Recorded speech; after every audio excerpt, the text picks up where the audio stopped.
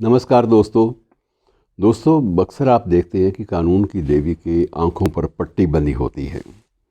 इसकी एक लंबी कहानी है। इस कहानी को फिर कभी आज सिर्फ हम कानून की जो जिसे अंधा कानून कहते हैं या बिल्कुल एक मानते हैं कि कानून जो है वो लिखित धाराओं के मुताबिक ही चलता है, उस पर बहुत सारी बातें इधर उधर हो जाती हैं और दरगुजर हो जाती हैं, जिनके पेचो खम में ज़िंदगी कई बार बर्बाद भी हो जाती है। मैं आपको मिसाल के तौर पर राग दरबारी की एक मिसाल दे रहा हूँ। राग दरबारी में एक पात्र को लंबी अरसे के बाद, लंबी अवधि के बाद, लंबी सुनवाई के बाद उसको इंसाफ तो मिल जाता है।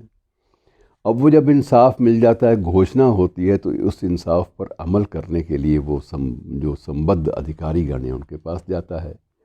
वो ये कहते हैं कि फ़ैसले की कापी लाओ।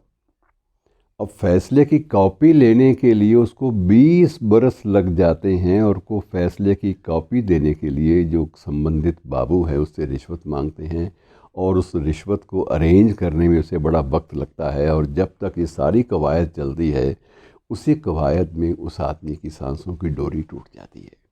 वो इंसाफ नहीं ले पाता। इंसाफ इसलिए नहीं कि अदालत ने नहीं दिया, इंसाफ इसलिए कि जो कारिंदों ने, जो हमारा तंत्र है, जो मैकेनिज़्म है, उसमें प्रतिलिपि के बिना, नकल के बिना अमल नहीं हो सकता किसी फ़ैसले के ऊपर। और उस नकल को लेना जो है या नकल को देना, ये न्यायाधीशों का भी काम नहीं है, ये कारिंदों का काम है। और सभी कारिंदे गलत भी नहीं होते होंगे, ऐसी बात नहीं है, लेकिन आम तौर पर यही कहानियाँ समझ में आती हैं कि छोटी सी भूल से, छोटी सी लापरवाही से, छोटी सी संवेदनहीनता से आदमी किस तरह बर्बाद हो जाते हैं, ये बात भी देखने के लायक है। और मित्रों, जहाँ न्याय की बात होती है, न्यायपालिका का अपना एक सिस्टम है। वहाँ पहले रिवाज था, आपने देखा होगा, जितने भी न्यायाधीश हैं उनके वो बालों की लटें घूमती होती थी और विग पहनते थे और बड़ा कुछ होता था। और एक वो जो ऑर्डर वाला हथौड़ा है, वो आपने सभी न्यायाधीशों की मेज़ पर देखा है। और साथ ही, हालांकि वो ज़माने अब बीत चुके, अब ऑर्डर करने की ज़रूरत सिर्फ फिल्मों में पड़ती है, बाकी अदालतों में इसकी नौबत बहुत कम आती है। जब छोटी सी बात कहनी होती है न्यायाधीश ने, न्यायमूर्ति ने, तो वो कह देते हैं कि ज़रा खामोश रहिए। इशारे से बात बन जाती है, ऐसे बात बन जाती है। अब हथौड़े बार बार चलाने की ज़रूरत आम तौर पे नहीं पड़ती, लेकिन हथौड़ा कायम रहता है मेज़ पर। फिर ये भी एक रिवायत रही है कि जब किसी को सज़ाए मौत देनी है तो उस वक्त वो कलम को तोड़ने की एक प्रवृत्ति भी रही है कि पेन का निब तोड़ना जो है वो एक सारा दंड लिखने के बाद किया जाता है, ताकि वो, उसकी भी एक परंपरा है। वो परंपरा इसलिए है कि ये दोबारा इस कलम का इस्तेमाल ऐसी किसी सज़ा के लिए ना हो पाए। और ये एक प्रार्थना होती है, कामना होती है। और इसी प्रेयर के साथ ही वो न्यायाधीश अपना कलम भी तोड़ता है। कई बार को पुराने मित्र मिलते हैं जो न्यायाधीश, न्यायमूर्ति रहे हैं, तो उनसे पूछता भी, वो आपने अपनी ज़िंदगी में, अपने पेशे में कभी निब तोड़ा? तो वो कहते हैं शुक्र है कभी नौबत नहीं आई।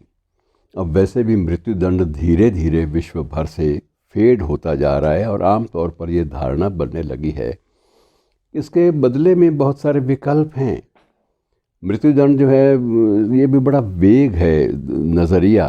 पहले पहले जो एक FIR की जो, या जो कानून की जो संहिताएं बनी थी, उस पर दंड विधान की जो संहिताएं थी, उनमें पहले ये था कि इसको फांसी दे दी जाए। बाद में इस बात पर भी एतराज़ हुआ कि फांसी देने के बाद जो जो मुलजिम था, उसके वकील ने ये पॉइंट उठाया कि आपने फांसी की सज़ा दे दी, लेकिन आप इसको मौत में तब्दील नहीं कर सकते, क्योंकि कानून में ऐसा प्रावधान नहीं है। और बाद में मित्रों, इसमें IPC में भी संशोधन हुए और इसको भी to be hanged till death, ये साथ में, अर्थात मृत्यु होने तक लटकाए रखा जाए फांसी पर, ये संशोधन करना पड़ा, क्योंकि कानून मोम की नाक है। और कई बार इसको अपनी सुविधा अनुसार कुछ लोग मोड़ भी लेते हैं, जिनके कोई ना कोई स्वार्थ पूरे होते हैं, तो वो ये सारे काम कर लेते हैं।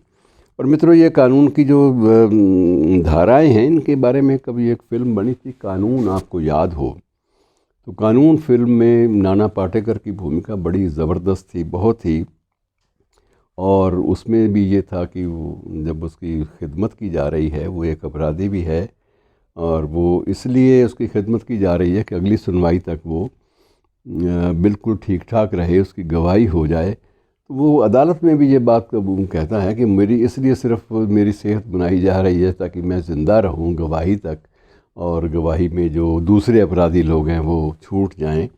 तो एक बहुत विकृत स्थिति कानून के बारे में हमारे नज़रिए में आती है कि कानून बहुत महंगा हो गया है और अदालतें कम हैं, अपराध ज़्यादा हैं, और अपराधों की सुनवाई में कई बार इतना लंबा वक्त लग जाता है कि तब तक सारी बातें ख़त्म हो चुकी होती हैं।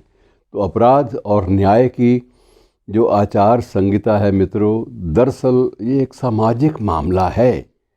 सामाजिक मामला है, ठीक है। इसको सामाजिक मामले को वैधानिक रूप देने के लिए हमने दंड संहिताएं बनाई, हमने आईपीसी के कोड सिर्फ हमने नहीं बल्कि हर सरकार ने अपने अपने बना रखे हैं। और पीनल जो कोड हैं सभी सरकारों के होते हैं और सबके अपने अपने अलग अलग नज़रिए हैं। लीबिया में अलग कानून है, हमारे यहाँ अलग है, कुवैत में अलग है। तो ये बहुत सारी चीज़ें हैं मित्रों, दिलचस्प मामला है, कभी फिर बात करेंगे इस बारे में। शुक्रिया।